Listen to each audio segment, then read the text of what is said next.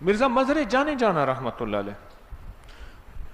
مرزا مظہر جانے جانا رحمت اللہ علیہ، اللہ بہت نازک مزاج تھے،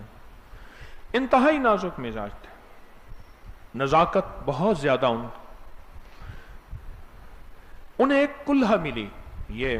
پگڑی کے نیچے باندھنے والی نا ایک کلہا ہوتی ہے، اس کے اوپر پگڑی باندھتے ہیں، میل سے بھری ہوئی کالی کالی کالی کالی ہوئی پڑی تھی، ملی تو انہوں نے جا کے رات کو پانی میں بھگو دی، صبح اٹھے تو وہ ساری میل پانی میں تھی، چپ کر کے پی گئے، بس پھر معرفت کے دروازے تھے، علم کے دروازے تھے، ولایت کے دروازے تھے۔ یہ اس کی کریمی کے بہانے ہیں کہ جو قدردانی کرے گا، جو ادب کرے گا اور قدردانی کو دل سے نہیں نکالے گا،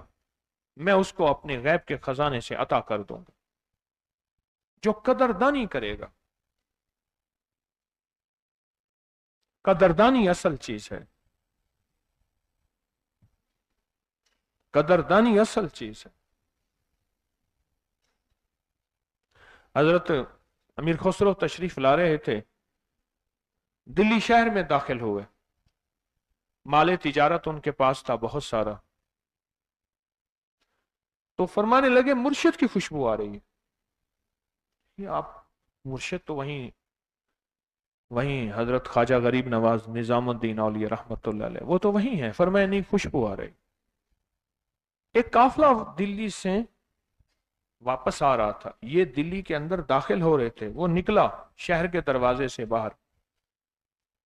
ان کے قریب پہنچ لگا کہ آپ نے حضرت سے ملاقات کی مرشد سے؟ فرمایا ہاں کی ہے، اور میں دیکھا مرشد کی خوشبو آ رہی، ان سے کچھ لیا، کہا ہم نے ان سے عرض کیا تھا کہ عطا فرمائیں، اس وقت کچھ نہیں تھے، حضرت نے فرمایا میرے جوتے لے جائیں، جوتے ان کے پاس،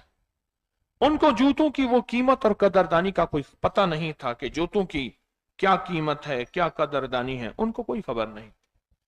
فرمایا جوتے دے دو، جتنا مانگنا ہے لے لو، اور جتنا بھاری سرمایہ تھا وہ سارا ان کو دے دیا، جوتے لے لیے،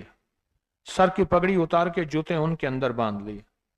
اور جب مرشد کی خدمت میں گئے تو مرشد نے فرمایا امیر خسرو سے کہ سودا بڑا تو نے بہترین کیا ہے، نفع کا کیا۔